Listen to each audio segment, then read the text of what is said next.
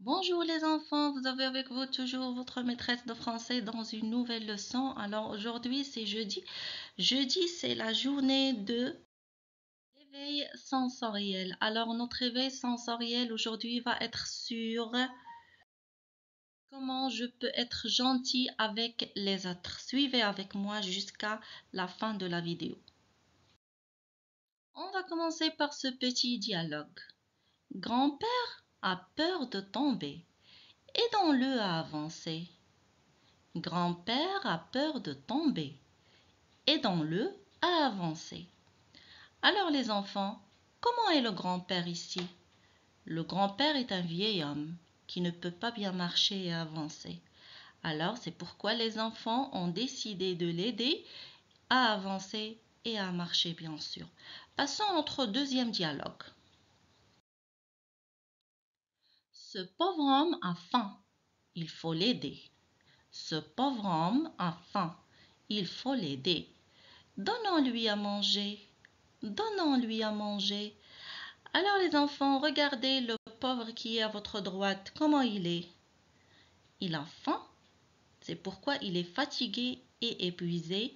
Alors les enfants ont décidé de l'aider. Comment? Bien sûr, ils vont lui donner à manger tout de suite. Mais pour aider les gens, il n'y a pas seulement ces deux façons qu'on a vues dans les deux dialogues. Il y a d'autres façons, c'est pourquoi aujourd'hui j'ai préparé pour vous quelques exemples pour vous aider ou bien vous montrer comment vous devez aider les autres autour de vous. Suivez les exemples. Premier exemple, c'est aider les personnes malades.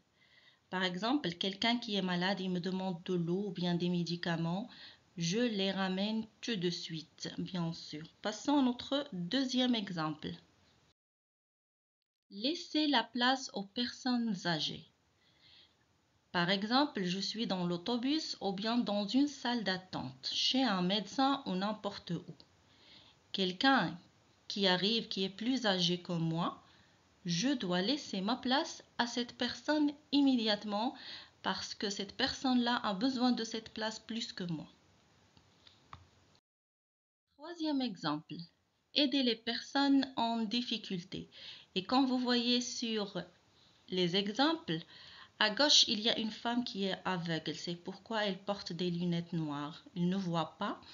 Et comme ça, elle ne peut pas marcher facilement et traverser facilement. C'est pourquoi le garçon ici l'aide à traverser et à marcher. Deuxième exemple qui est à votre droite, il y a un vieil homme sur une chaise roulante et bien sûr, il ne peut pas marcher facilement. C'est pourquoi la fille a décidé de l'aider. L'autre exemple, c'est aider les vieilles personnes. Regardez la fille. Qu'est-ce qu'elle fait? Elle aide la vieille femme à traverser la route.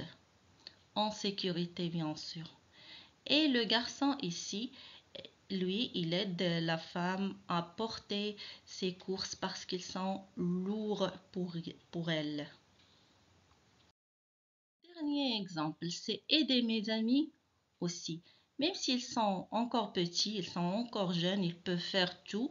Mais si je trouve un ami euh, qui est en difficulté, je dois l'aider à surmonter bien sûr cette difficulté. Je ne le laisse pas tomber.